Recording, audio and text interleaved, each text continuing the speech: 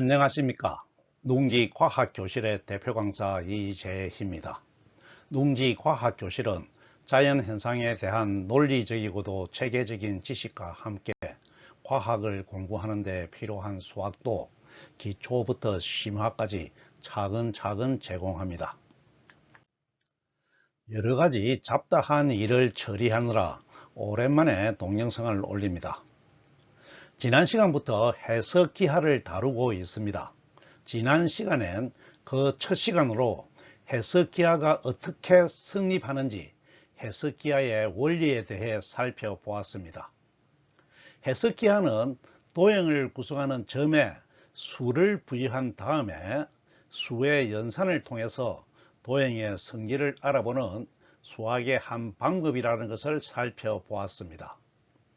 연속 무한의 성질을 가지고 있는 실수가 직선과 1:1 대응이 되어서 직선이 수직선을 구성할 수 있었습니다.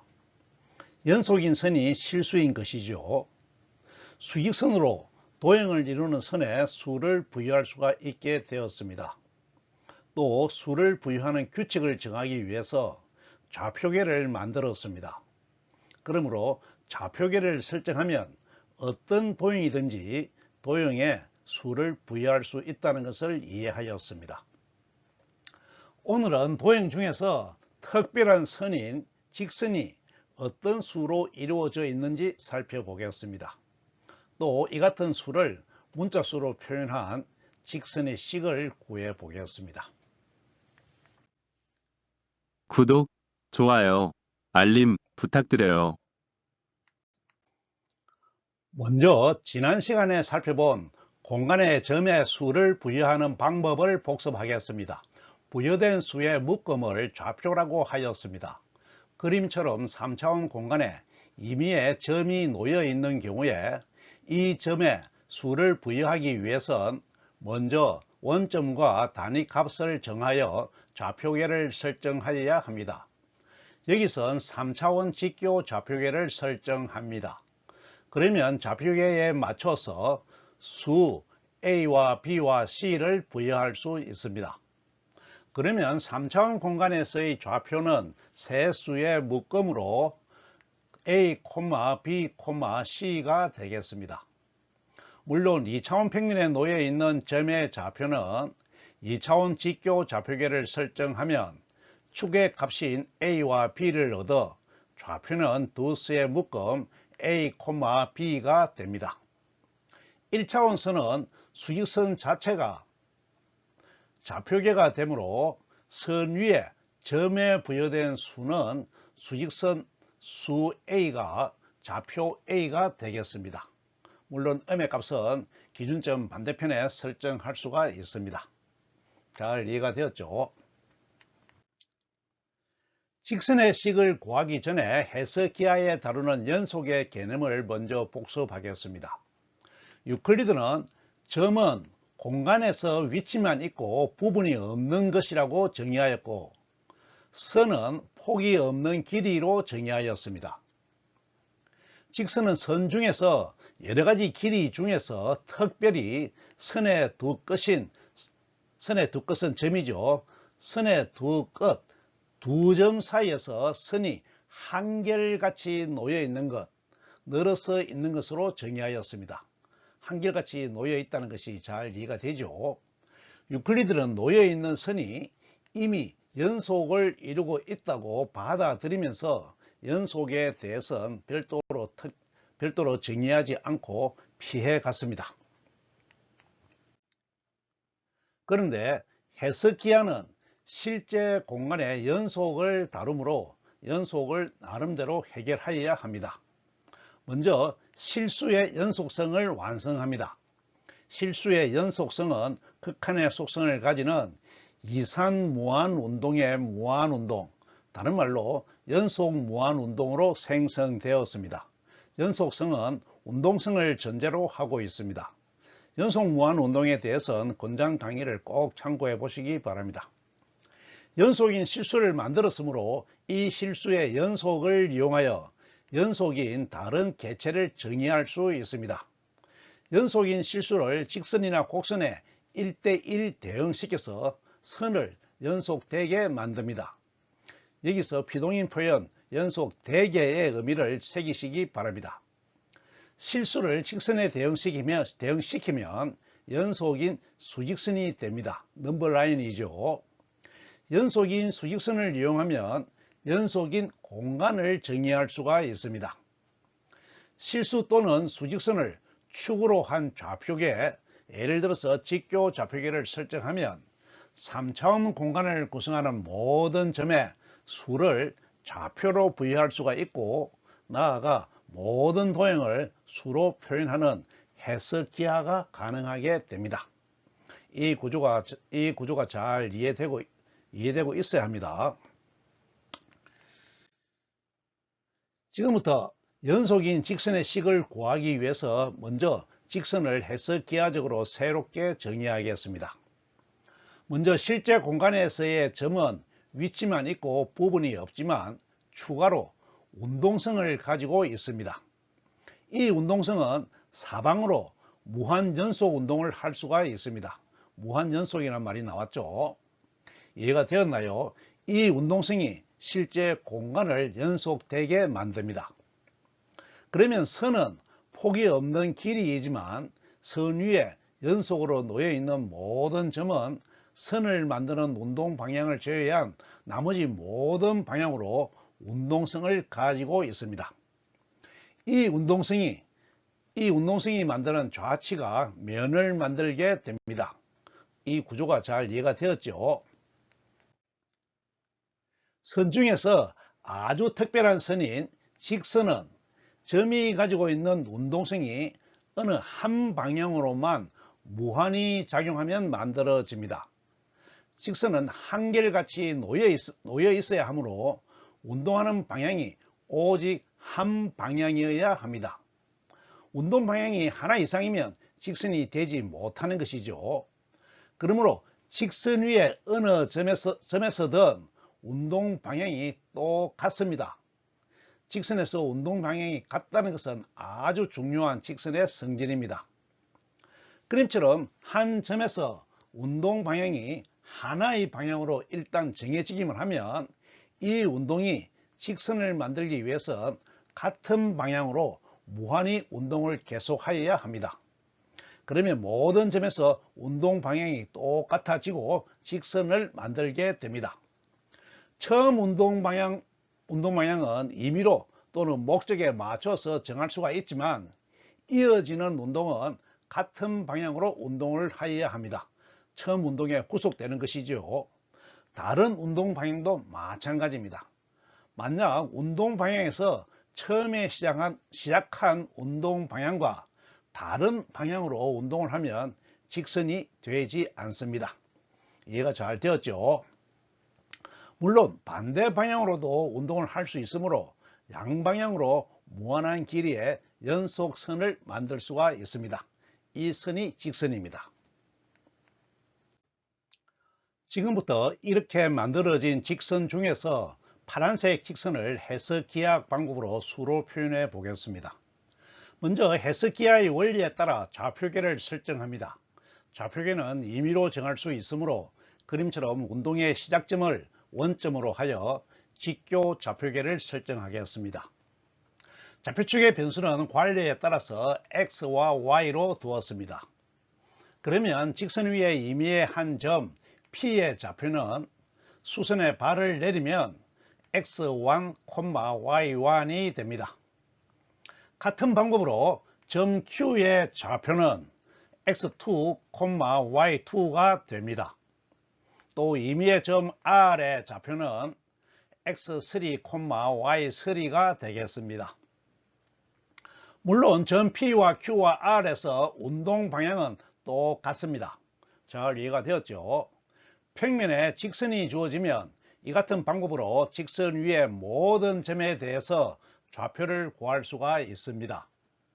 이처럼 주어진 직선 위에서 임의로 점을 정하고 그 점에 대한 좌표를 구하는 것이 방정식에서 미지수를 구하는 것과 같은 구조를 가지므로 직선의 식을 직선의 방정식이라고도 합니다.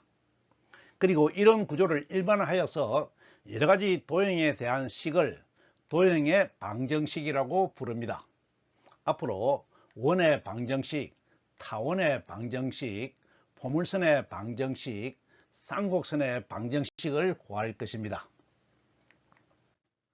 원점 O는 모든 방향으로 운동성을 가지는데 그림에서 주어진 직선 하나로 특정하기 위해서는 운동 방향을 특정하는 것이 필요합니다.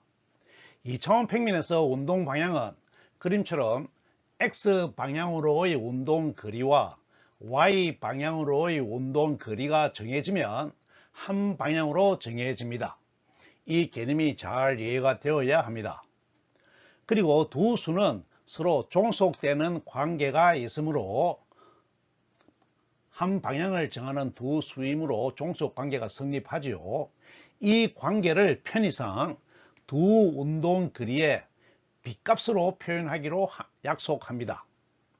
비의 표현법에 따라서 기준이 되는 값을 분모에 대응하는 값을 분자에 적기로 합니다.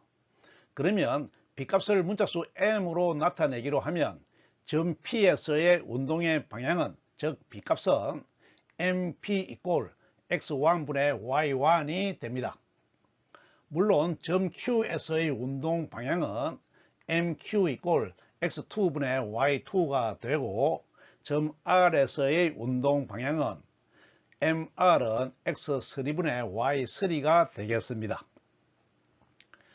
직선에선 모든 점에서의 운동 방향이 똑같으므로 x1분의 y1, x2분의 y2, x3분의 y3가 똑같은 등식이 성립합니다. 이 관계를 일반화하면 그림에서처럼 임의의 점 x에서의 운동 방향은 x분의 y가 되고 이것을 식으로 표현하면 m x분의 y가 되겠습니다. 이 식이 해석기하로 직선을 나타내는 일반식이 됩니다. 그리고 운동 방향을 나타내는 비값 m을 직선의 기울기라고 정의합니다.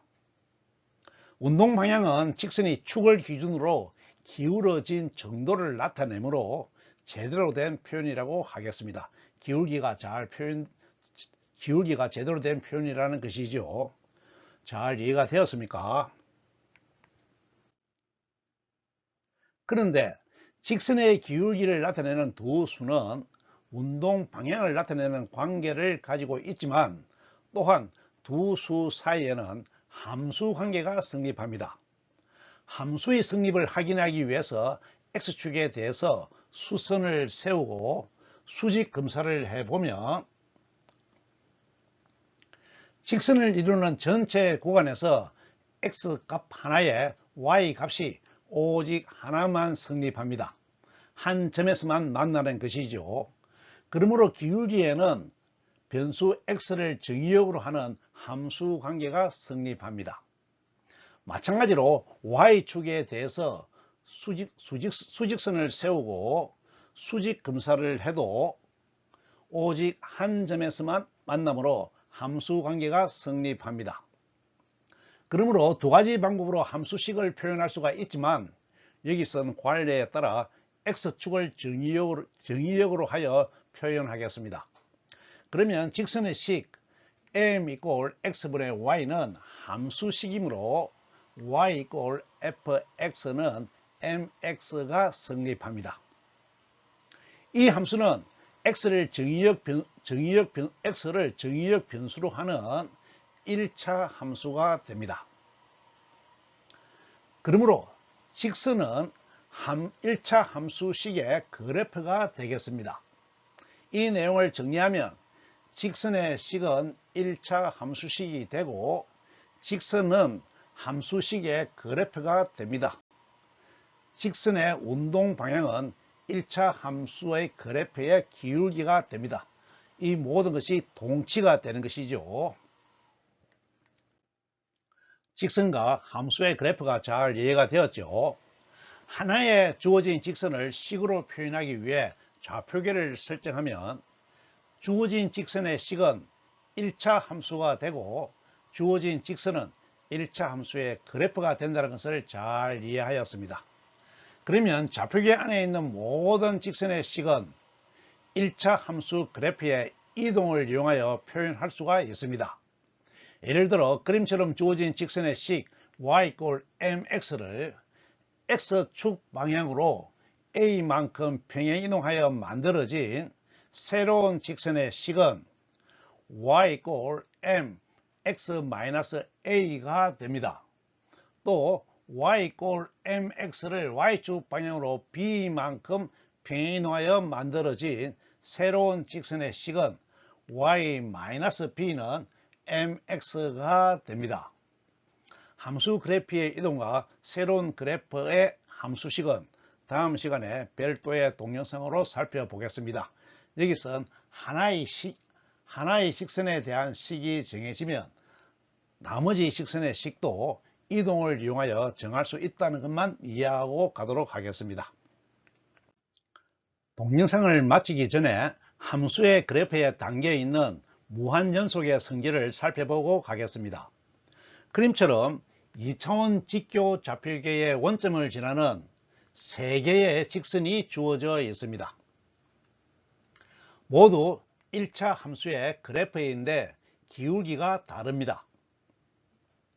이들 직선은 함수의 그래프이죠. 함수 관계가 성립하므로 정의역 구간의 점, 이 점은 수로 표현할 수 있습니다.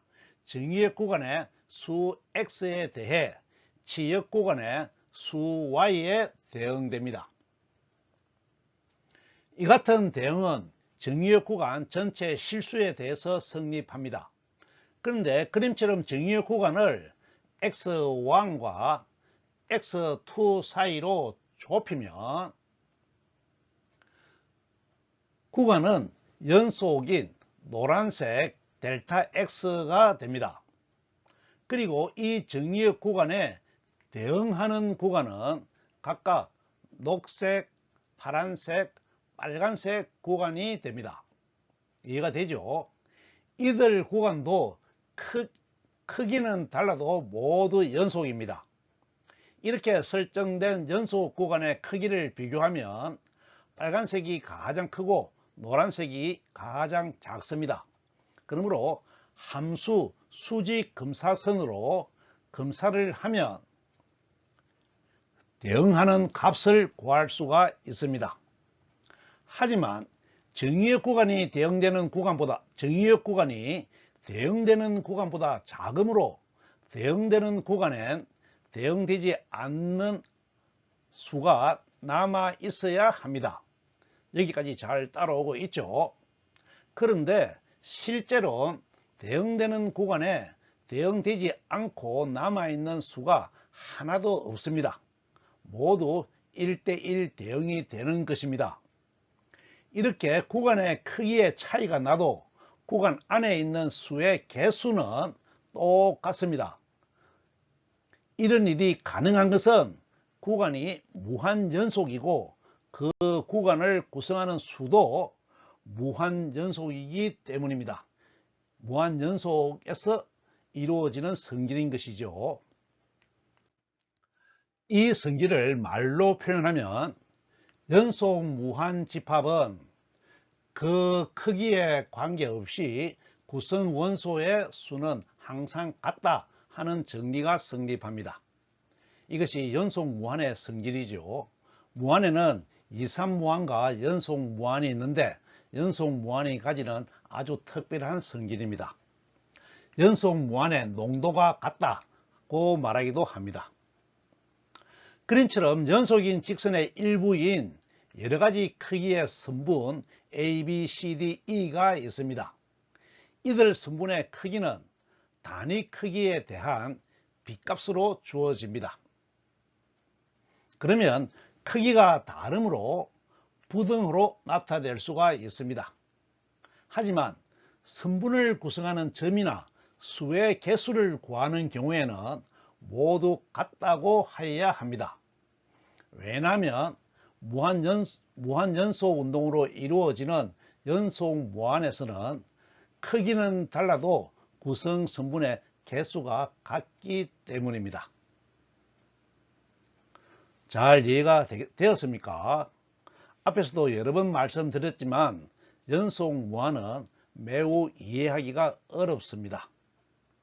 그러므로 근본에 도달하기 전에는 직관으로 받아들이는 것도 좋은 방법입니다.